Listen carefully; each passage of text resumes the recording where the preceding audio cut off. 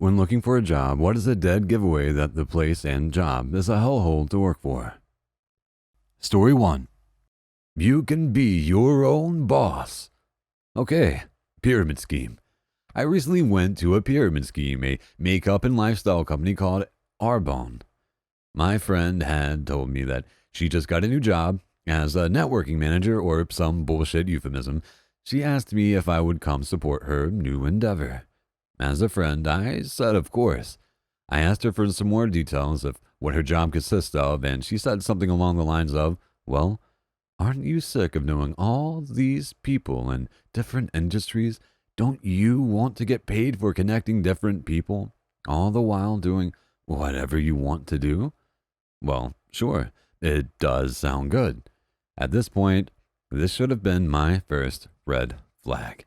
Why wouldn't my friend tell me specifically what the heck the job is?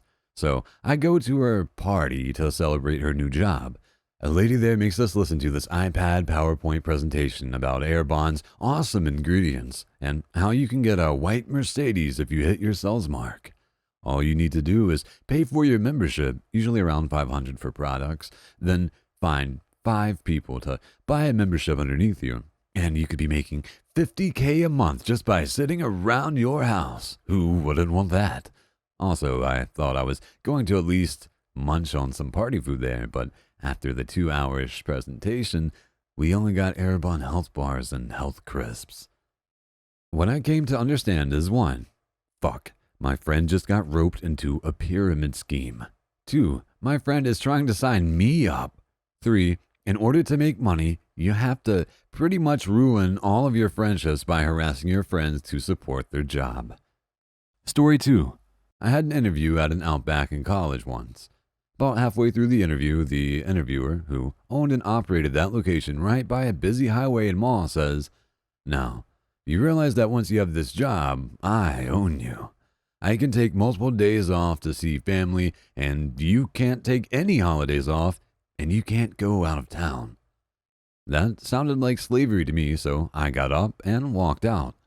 2 of my friends now work there, and that guy was dead fucking serious about owning his employees. Story 3. All of these comments offer good suggestions for relatively normal workplaces. If you have the misfortune of interviewing at a place that has a good reputation, puts up a good front but is rotten at the core and toxic, it can be very difficult to ascertain the crazy. Still, if you pay attention, there are a few clues. Highly regimented interview process and schedule, where you only talk to a selected persons. This is where having some idea of the organization chart can help. If you only talk and interact with a few people in a department or company of several dozen, beware. They do more talking about themselves than asking you questions. They don't care to find out about you, but want to convince you how wonderful they are and how you'll be lucky to join them. Therein lies the way of madness. Your questions aren't answered, not really. For example, if you ask about hours, flexibility for appointments, lunch, etc., and you are told that as a salaried person you aren't tracked, but oh, by the way, you need to tell your superior and 3 others when you arrive, where you are, when you leave, run away. Micromanager ahoy. Source: worked in a crazy, toxic workplace. Story 4. When you start walking in to get an application, and a guy comes running out, tearing off his uniform saying, "Fuck this place." True story. On my first day of a job, I got into an elevator on my way up to my desk, and a woman in the elevator turned to me, and we had this exchange. Her: "Is this your first day?" Me: "Yes, it is. I'm blank. Nice to meet you." Her: "Get out while you still can." Story 5. This plus entry fee and investment equals pyramid scheme. Watch out. Life insurance sales for recent college grads is a huge offender here.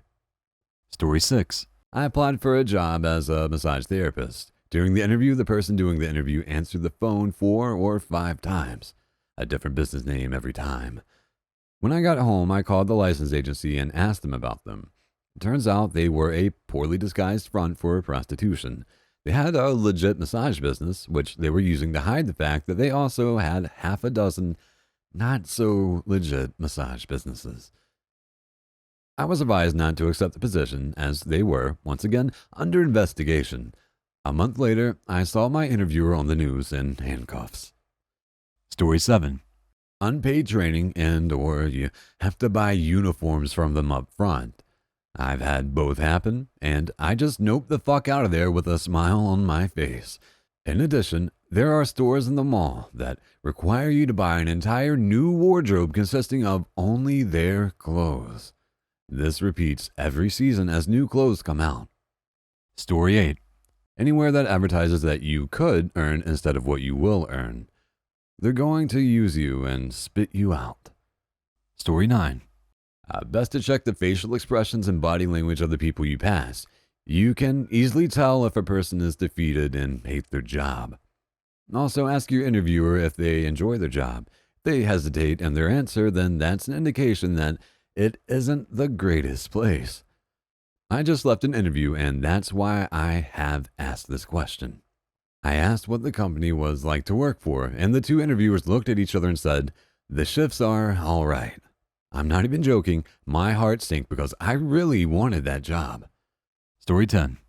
Anytime you are interacting with a group of people at a potential employer and the boss is talking, check out everyone else in the room.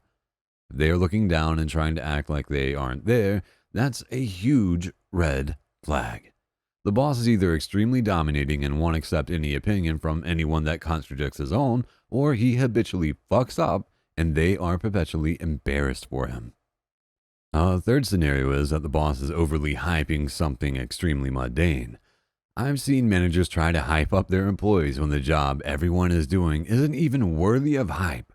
Everyone kind of rolls their eyes because they've heard the same story every day for the past however many years, and they know it's all bullshit. Story 11. I recently asked a potential employer, where can someone who works hard at this job be in 5 years? I meant, is there any upward mobility? His answer, hopefully somewhere else.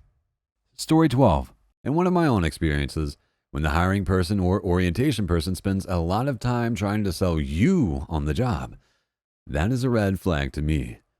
I once went for an interview where I was asked 2 questions and the rest of the job consisted of the HR guy telling me how bad and how poorly paid the job was.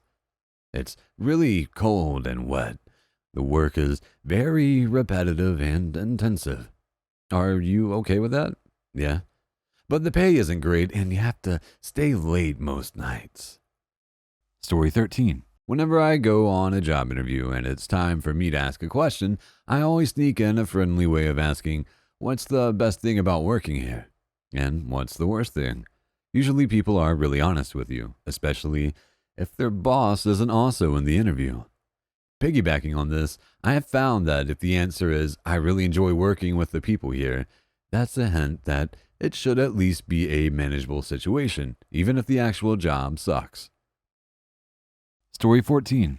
Be careful with anything that advertises as an entry-level marketing position. I interviewed for this position last year, which took place at a Starbucks where I paid for my own drink. It turns out to be a door-to-door gas payment plan sales. They expect you to also do sales presentations in people's house. No. Story 15. When the interviewer complains about their current staff, it's a concern to me. If someone is going to air their dirty laundry when you first meet them, they are almost certainly a